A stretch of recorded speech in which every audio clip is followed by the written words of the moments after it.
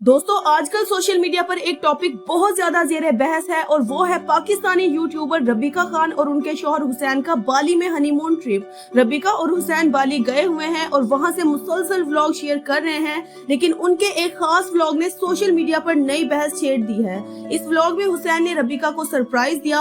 Hotel का कमरा खास अंदाज में सजाया गया, बेड को रोमांटिक डेकोरेशन के साथ तैयार किया गया और बाथ टब में फूलों की पत्तियां डालकर उसे खूबसूरत बनाया गया।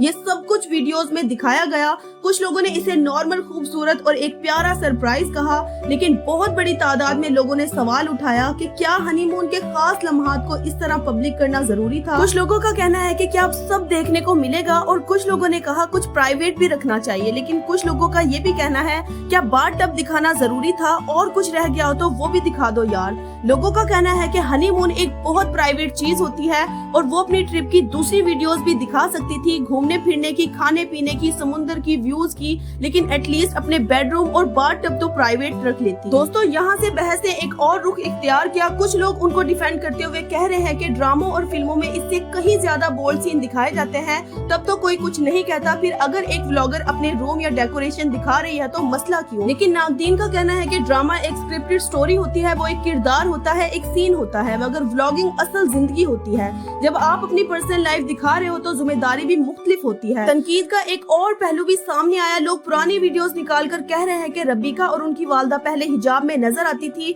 हुसैन की वालदा भी बापर्दा खातून है, शादी में भी उन्होंने नकाब किया था, तो फिर अब इस तरह के ओपन कंटेंट की जरूरत क्यों पेश आ रही है। कुछ लोगों का कहना है कि जब शोहरत आती है, व्यूज का दबाव आता है तो आहिस्ता आहिस्ता हदूद बदलने लगती है। जो चीज पहले प्राइवेट होती थी वो भी कंटेंट बन जाती है, लेकिन असल सवाल यहाँ से शुरू होता है, क्या इसका असर सोसाइटी पर पड़ रहा है। कुछ लोगों का कहना है कि लाखों नौजवान लड़कियां और लड़के इन यूट्यूबर्स को फॉलो करते हैं। जब वो देखते हैं कि इनके फेवरेट इन्फ्लुएंसर्स सबको शेयर कर रहे हैं तो फिर वो यही सोचते हैं कि अगर ये कर सकते हैं तो हम क्यों नहीं। इसी वजह से आजकल बहुत सी लड़कियां टिकटॉक पर अपने बाप और भाइयों से छुपकर वीडियोस बनाती हैं, टिकटॉक लाइव पर भी आती हैं, और दलील यही होती है कि सोशल मीडिया पर ये सब कुछ नॉर्मल है। कुछ नागदीन कहते हैं कि इस तरह का कंटेंट गलत पैगाम देता है कि वायरल होने के लिए प्राइवेसी की कुर्बानी दी जा सकती है।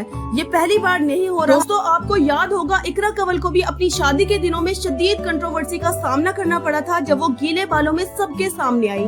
इसी तरह डकी भाई को भी अक्सर तनकीद का सामना करना पड़ता है। अगर वो अपने व्लॉग में कोई बात गलत अंदाज में कह दे तो फौरन उन्हें कहा जाता है कि वो नौजवानों पर गलत असर डाल रहे हैं। अदाकारा हीरा मानी भी अक्सर ट्रेंड्स फॉलो करती हुई नजर आती हैं, कभी किसी बोल्ड ट्रेंड पर डांस, कभी गीले बालों के साथ वीडियोस, और फिर फौरन बहस शुरू हो जाती है कि क्या एक सीनियर अदाकारा को ऐसा करना चाहिए। कुछ लोगों का कहना है कि जब टिकटॉकर्स को ऐसे कंटेंट पर ज्यादा व्यूज मिलते हैं तो सेलिब्रिटीज भी व्यूज की रेस में शामिल हो जाते हैं। तो क्या मसला व्यूज का है? क्या हम एक ऐसी रेस में दाखिल हो चुके हैं जहां प्राइवेसी और इक़दार से ज्यादा अहमियत एंगेजमेंट को मिल रही है, या फिर हम बतौर नाजरीन खुद भी जिम्मेदार हैं क्योंकि हम वही कंटेंट ज्यादा देखते हैं जो कंट्रोवर्शियल हो। हकीकत शायद ये है कि सोशल मीडिया ओपन प्लेटफॉर्म है, कोई किसी को जबरदस्ती नहीं दिखवा रहा, लेकिन जब आपके लाखों फॉलोअर्स हों तो आप सिर्फ एक आम इंसान नहीं रहते, आप एक इन्फ्लुएंसर बन जाते हैं, और इन्फ्लुएंसर्स होने का मतलब असर डालना भी होता है। दोस्तों आपकी क्या राय है? क्या रबीका खान का अपने हनीमून के स्पेशल मोमेंट बेडरूम और बाथ टब दिखाना जरूरी था?